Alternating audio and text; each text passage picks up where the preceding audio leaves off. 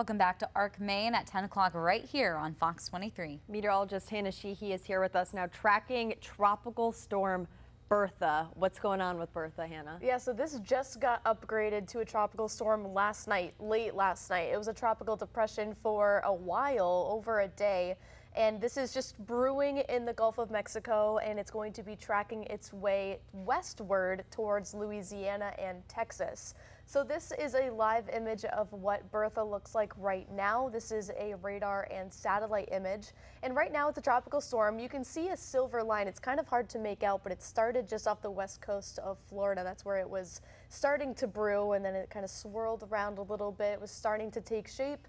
And it's still a little bit disorganized, and I'm going to go into a little bit of why that is in just a second, but I do want to show you guys the cone of uncertainty. That's what the National Hurricane Center calls the cone on your screen. Okay. And it just shows you that... It's not a good name. I know, it sounds scary. I was going to say cone of uncertainty. It does have a scary name, especially when you have an intense tropical cyclone, but this isn't not too particularly intense. It's not expected to gain any more strength as far as going up in intensity into a hurricane. So we're expected to stay a tropical storm, which is good news for the Gulf Coast. However, we are expecting several inches of rainfall along the Louisiana and Mississippi coast. It's going to make landfall along the Louisiana coast in the next couple of days here, and then by Saturday start to dissipate into a remnant low pressure system on Saturday. So I do want to show you guys just the visible satellite image from this morning of Tropical Storm Bertha,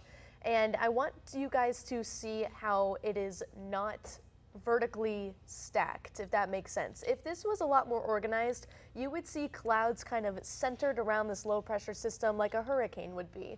This is a still image now, but a lot of those clouds are actually falling down to the southwest of the low you can see on the screen, and it's because we've got really strong upper level winds from the northeast that's pushing those clouds to the southwest, making it so it's not vertically stacked, it is not well organized, and it's destroying the potential it has to become a hurricane. So that's why the thing about the El Nino that we are in right now is that the upper level winds along the Gulf and the Caribbean and the Atlantic are strong right now, which makes these storms kind of tilt and fall to, you know, whatever side that wind is on.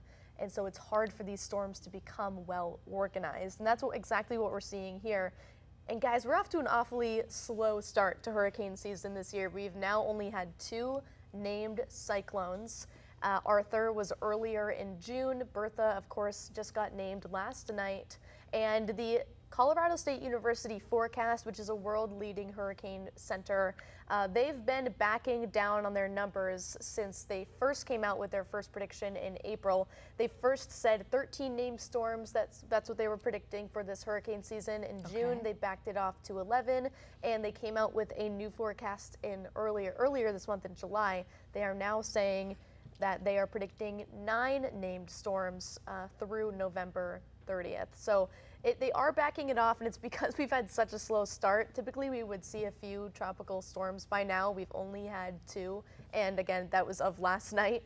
Typically, we see 14, and so far, again, we have had 2, and we have not had a hurricane yet. So I also want to point this out because we don't typically see our peak Atlantic hurricane activity until August, September, and October. Our peak day for hurricane activity, our largest day for hurricanes, or when our scientific peak is on September 11th. So we are not yet there. I do think we could see the tropics start to wake up as we head through August and then peak in the September and October range. But again, I do think this will be lessened because of the brewing El Nino in the Pacific that is leaving their waters a lot warmer. That Pacific Ocean has seen a lot of hurricane activity so far this season, where we have seen close to, you know, a really small amount. Yeah. Typically we see more through July, but we haven't, and it's because of those strong upper level winds that are kind of tilting all the storms that do start to appear, and they just kind of fall apart and lose steam. I don't think anyone's complaining about that. No, I don't think so either. Yeah, I think this is good news. It could change though, potentially, and ramp up at some point. Yes. So, yeah. Yep. And it okay. only takes one storm to make the season True. memorable. So of course, we can't underestimate the season, but all we know is that we are looking at a little fewer than normal. That's great. Yeah. Okay. If you have any weather-related questions you'd like to ask, just scan the QR code on your screen and click on Weather Authority. There you can leave us a question and you might see them answered on air. Thanks, Hannah.